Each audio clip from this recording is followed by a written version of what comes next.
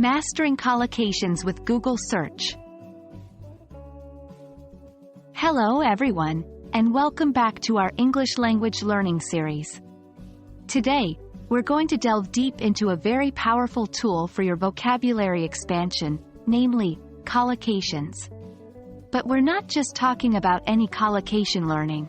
Today, we'll focus on a fantastic and easily accessible resource that can assist you: Google Search.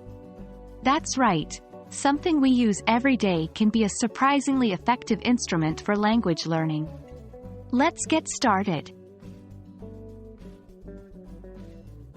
Before we start using Google, let's quickly recap what collocations are. Collocations are words that frequently go together.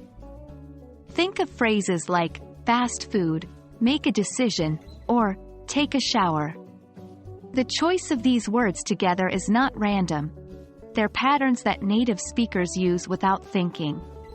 Understanding and using collocations can make your English sound more natural and fluent. When it comes to learning collocations, Google Search is an underappreciated resource. Google's immense database of information, including news, blogs, academic papers, books, and forums, offers an incredibly rich and diverse source of real-world examples of language usage.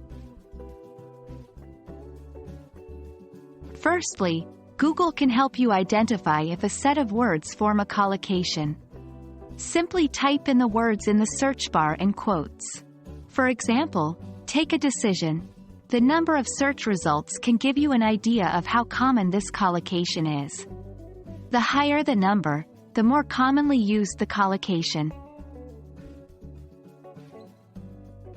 You can learn new collocations using Google too. Type a word followed by a space and then an asterisk in the search bar.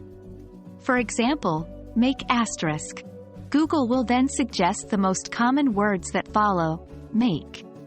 It's a great way to discover new collocations. The most crucial part of learning new words or phrases is understanding their context. Google shines here, providing countless examples. Search for your collocation in quotes, and browse through the results. You'll see your collocation used in various contexts, helping you understand not only its meaning but also when and how it's typically used. And there you have it. You're now equipped with a powerful tool to identify, learn, and contextualize collocations right from your browser. Remember, the key to mastering a language is practice, so keep exploring and discovering new collocations. Happy learning, and see you in our next video.